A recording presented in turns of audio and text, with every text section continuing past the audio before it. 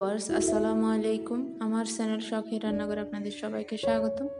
এখন আমি তৈরি করে দেখাবো চিংড়ি ফ্রাই। এটা খেতে খুব মজার আর খুব অল্প সময়ে তৈরি করা যায়। এটা বাচ্চাদের খুবই পছন্দের একটা খাবার। এর জন্য এখানে আমি কয়েকটা চিংড়ি মাছ খুব ভালো করে ধুয়ে কেটে নিয়েছি। আপনারা ভিডিওতে যেমনটা দেখতে পাচ্ছেন আমি পুরো খোসাটা ফালাই দিছি, জাস্ট লেজ থেকে কিছু অংশ রাখছি। এখন আমি মাছটা যে ভাজি করার সময় বেঁকে যায় তা যাতে না হয় এজন্য আমি একটু করে কেটে নিচ্ছি। এভাবে কাটার ফলে মাছটা আর বেঁকে যাবে না, পুরোপুরি সোজা থাকতেছে। আমি একইভাবে আরেকটা মাছ কেটে দেখাচ্ছি। সেম ভাবে আমি সবগুলো মাছ কেটে নিচ্ছি।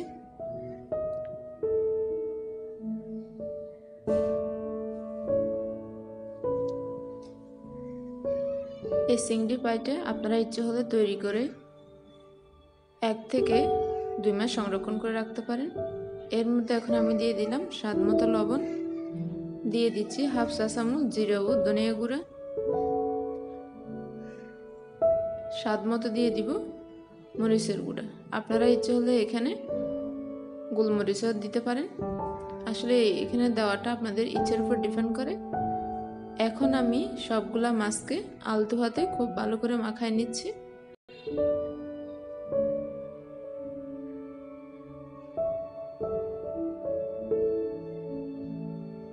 আমার মাখায় নেওয়া কমপ্লিট। এটাকে আমি এক পাশে রেখে দিচ্ছি 10 মিনিটের মতন। এর মধ্যে একটা ডিম ভেঙে নিয়েছি। এর মধ্যে এখন আমি দিয়ে দিব স্বাদ মতো লবণ দিয়ে ডিমটাকে খুব ভালো করে ফেটে নিচ্ছি।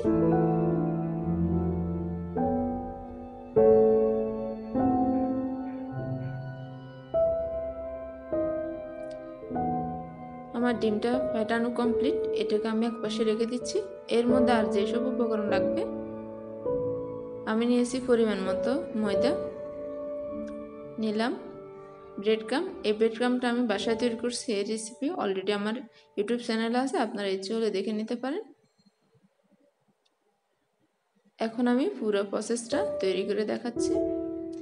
প্রথমে আমি মাছগুলোকে ময়দার মধ্যে মাখায় নিচ্ছি। এখানে আপনারা ময়দার বদলে সাদা আটাও ইউজ করতে পারেন। দিয়ে দিব এখন ডিমের মধ্যে,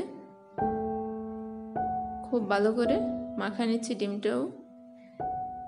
এরপর এটাকে আমি দিয়ে দিচ্ছি ব্রেড ক্রাম্বে। ময়দার মধ্যে যেভাবে মাখাইছি আমি ব্রেড ক্রাম্বও সেম একইভাবে মাখায় নিচ্ছি।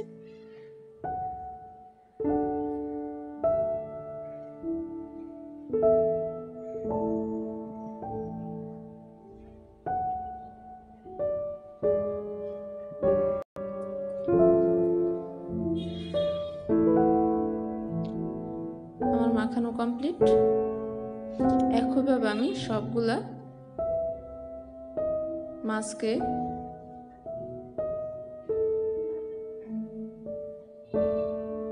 ময়দার ব্রেড ক্রাম্বে মাখায় নিচ্ছে।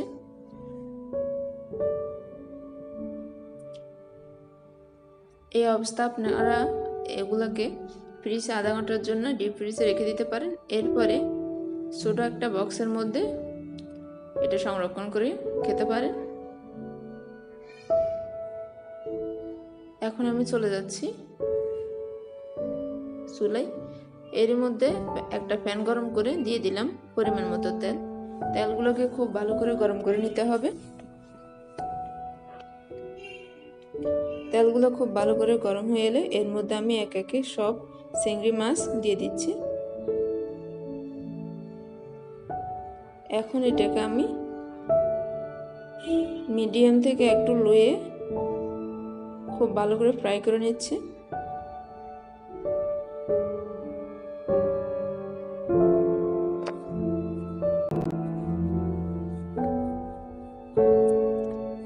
একটু সময় নিয়ে ভাজতে হবে।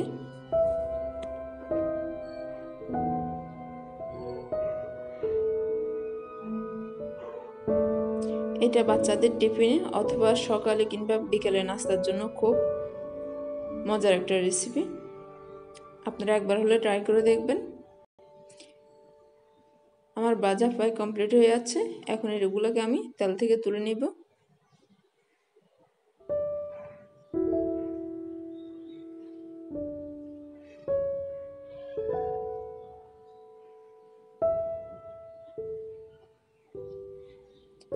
কত সহজে তৈরি করে ফেললাম চিংড়ি ফ্রাই। আশা করি রেসিপিটা আপনাদের ভালো লাগছে। ভিতরটা কেমন হয়েছে তা আমি আপনাদেরকে দেখাচ্ছি। উপরে খুব মচমচে আর ভিতরে সফট। যদি আমার এই রেসিপিটা আপনাদের ভালো লাগে থাকে তাহলে লাইক কমেন্ট শেয়ার করবেন। আর পরবর্তী ভিডিওর জন্য অবশ্যই আমার চ্যানেলকে সাবস্ক্রাইব করে চ্যানেলের সাথে থাকবেন। আপনাদের সবাইকে অসংখ্য ধন্যবাদ। আল্লাহ হাফেজ।